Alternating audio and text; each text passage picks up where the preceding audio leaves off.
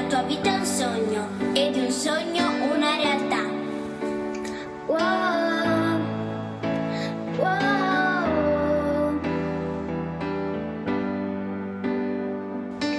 Oggi la gente ti giudica per quale immagine hai, vede soltanto le maschere, non sa nemmeno chi sei. Devi mostrarti invincibile, collezionare trofei, ma quando piangi in silenzio scopri davvero chi sei.